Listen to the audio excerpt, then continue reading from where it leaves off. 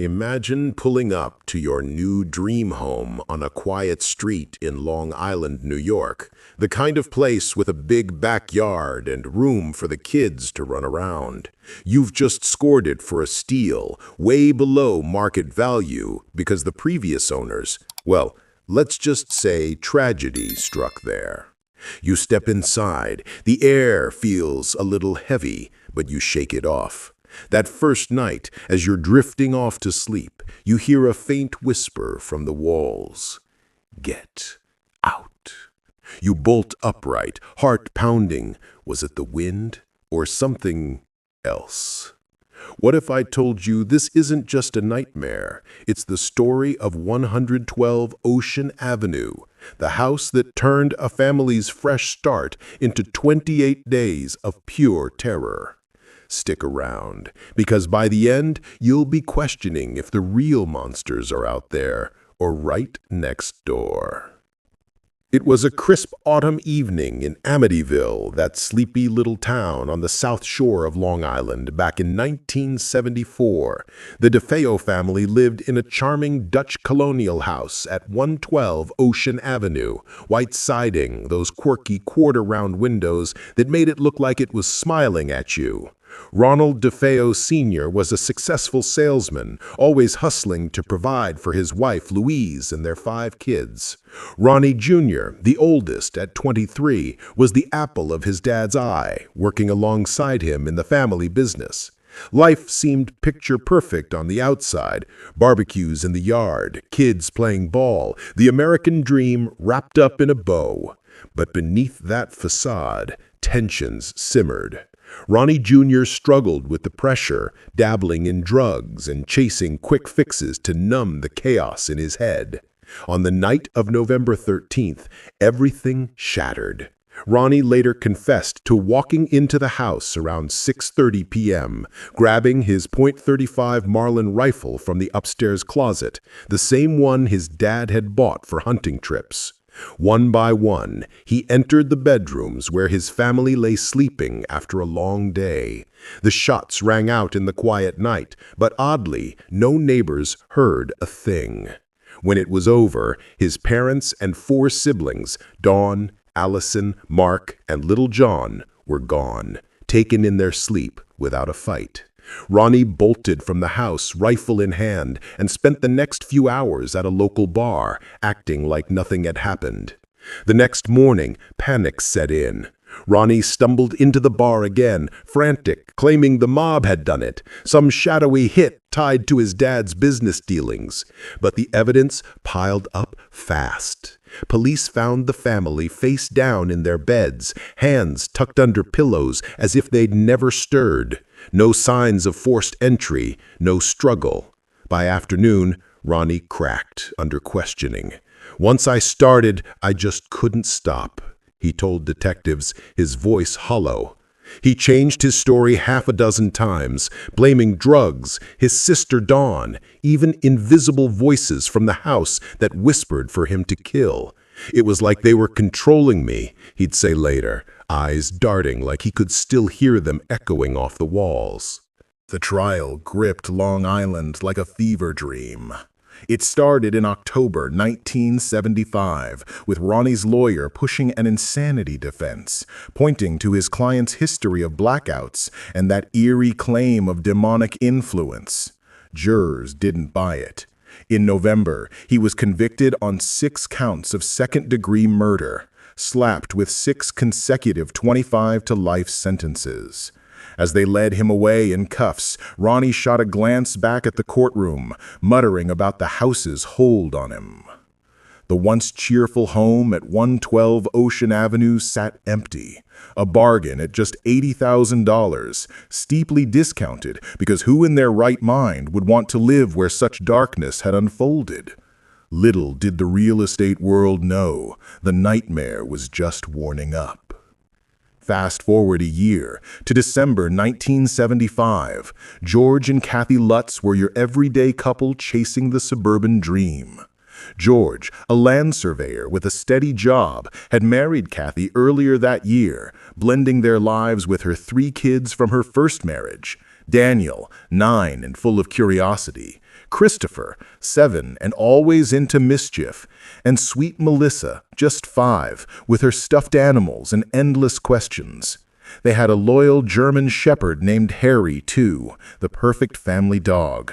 The Lutzes were house hunting in Amityville, drawn to the area's good schools and waterfront vibe. When their agent mentioned 112 Ocean Avenue, Kathy hesitated. "Isn't that the DeFeo place?" she asked, a chill running down her spine. But George crunched the numbers: 5 bedrooms, a boathouse on the canal, and that unbeatable price.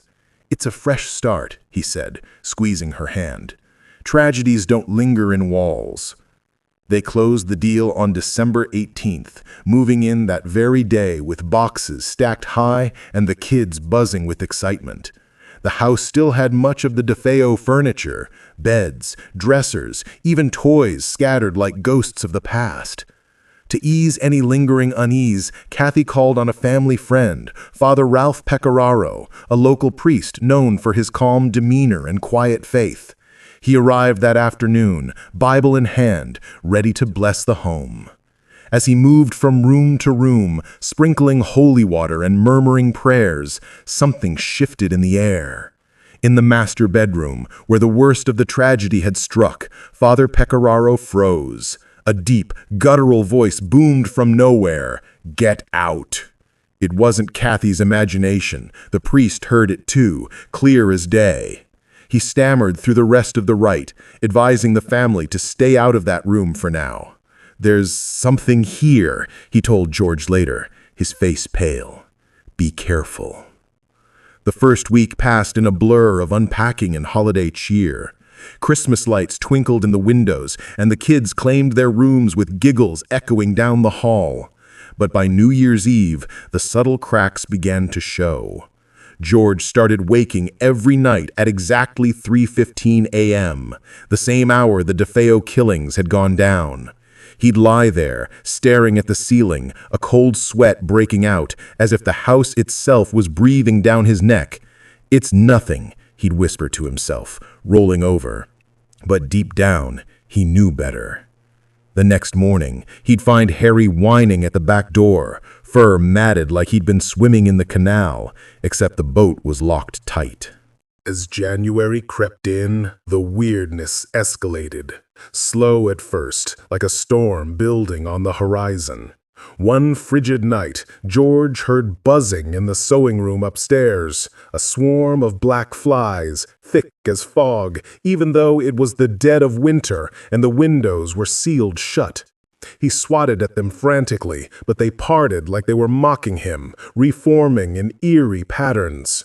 Downstairs, Kathy noticed the walls weeping, not water, but this thick greenish-black ooze seeping from cracks and keyholes, smelling like rot and regret. She'd wipe it away, heart hammering, only for it to return hours later, thicker each time. The kids felt it too, though they couldn't put words to the fear gnawing at them.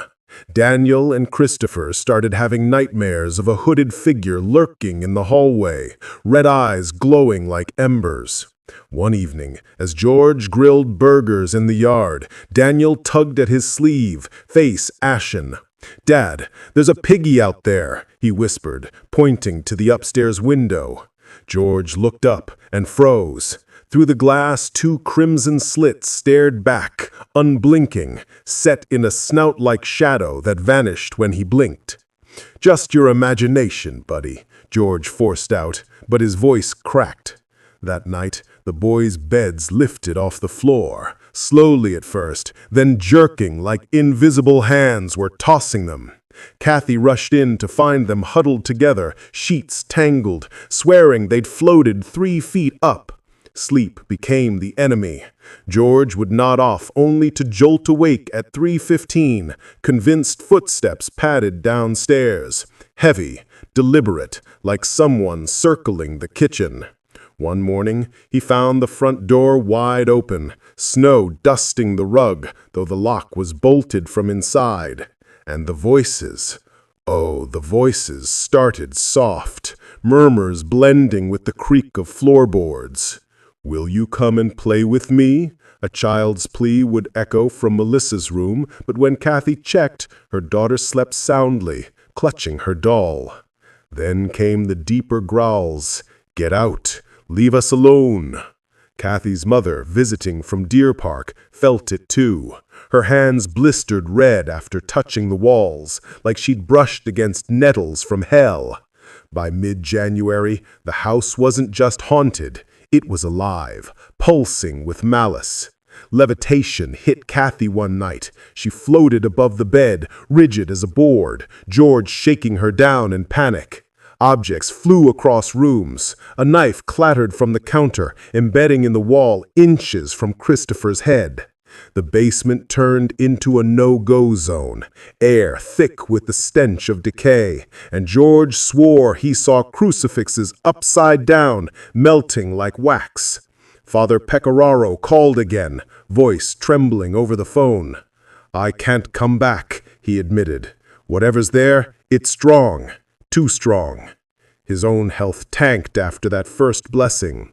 Fevers that wouldn't break, blisters blooming on his palms like wounds from another time. The breaking point came on January 14th, 1976, just 28 days after they'd unpacked the last box. It started with a bang, the garage door slamming open and shut in the windless night, locks twisting on their own. Inside, the family huddled in the living room, Harry growling at shadows that danced in the lamplight. Then the walls groaned, like the house was cracking at the seams. Green slime poured from the ceilings, pooling at their feet. Voices chorused now, a cacophony of pleas and threats. "You'll never leave. Join us." George grabbed the kids, Kathy snatched Melissa, and they ran, barefoot into the snow, piling into the car with nothing but the clothes on their backs. They didn't stop until Deer Park, crashing at Kathy's mother's place. Even there, the nightmare followed. Flies swarmed the stairs, slime trailed behind them. It took days to shake the feeling that eyes watched from every corner. Word spread like wildfire through Amityville's tight-knit community. The Lutzes spilled their story to anyone who'd listen. Friends, family, even the press. Enter Ed and Lorraine Warren, the demon-hunting duo who'd made a name chasing shadows from Connecticut to Rhode Island. In March 1976, they rolled up to 112 Ocean Avenue with a camera crew in tow, infrared lenses humming. Ed, the burly investigator with a sailor's grit, stepped into the basement and reeled back like he'd been punched. "It's like 1,000 needles," he gasped. "Electricity crawling over my skin." Lorraine, the clairvoyant with her quiet intensity, sensed layers of pain, echoes of the DeFeos twisted into something darker. They snapped photos through the night, one frame catching a ghostly boy at the top of the stairs, eyes like dying coals. "This isn't just haunted," Ed declared later. "It's a portal. Demonic forces clinging to the blood in those walls." Other experts piled on. Hans Holzer trekked out, tape recorder whirring, picking up EVPs, electronic voice phenomena that whispered warnings in the dead of night. Father Pecoraro, recovering from his ailments, confided in diaries about the malignant entity that had marked him. Stephen Kaplan, a ghost hunter with a flair for the dramatic, even spent a night there during the Lutz's stay, though he'd later turned skeptic. Documentaries followed, crews capturing cold spots that fogged lenses and doors that swung on spectral hinges.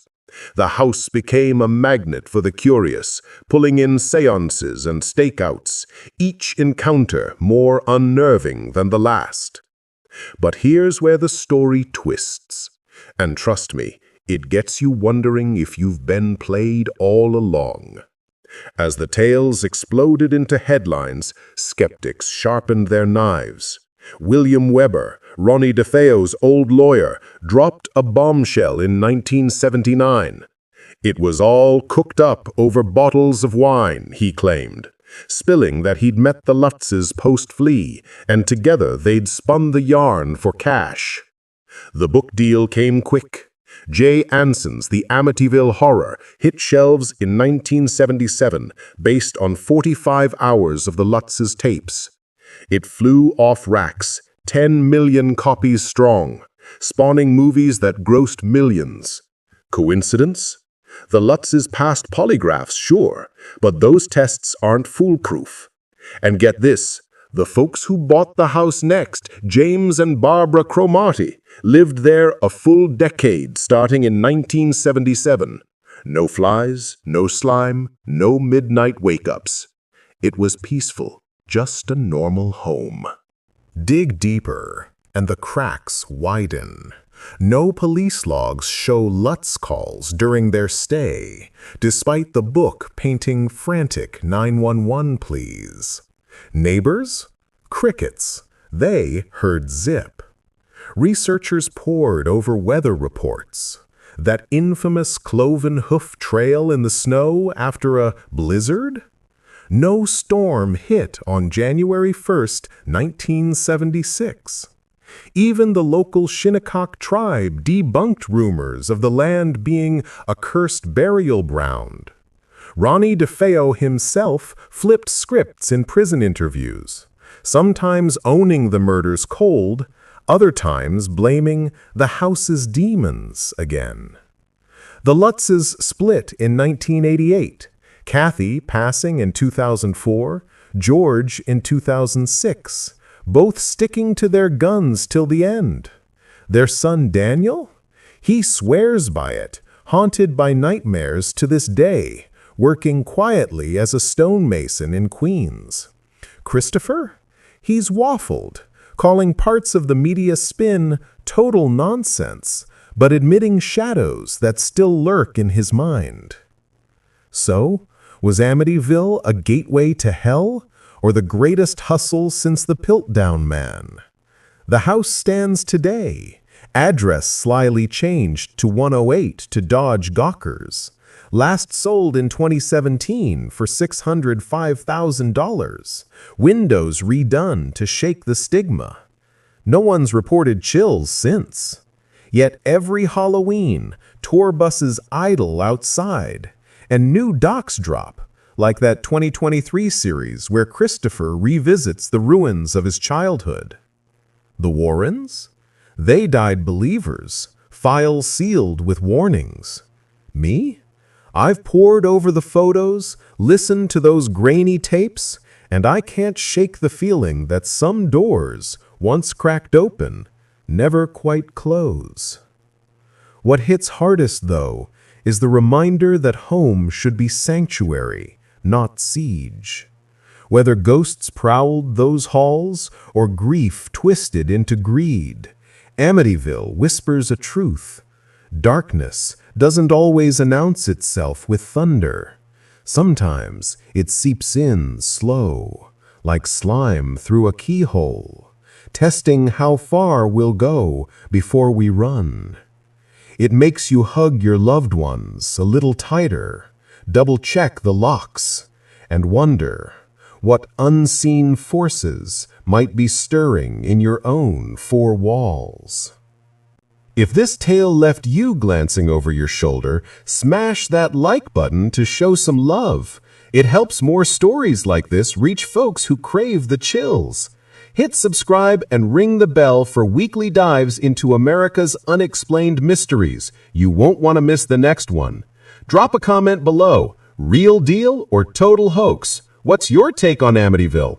Thanks for watching. Stay spooky, and I'll catch you in the shadows.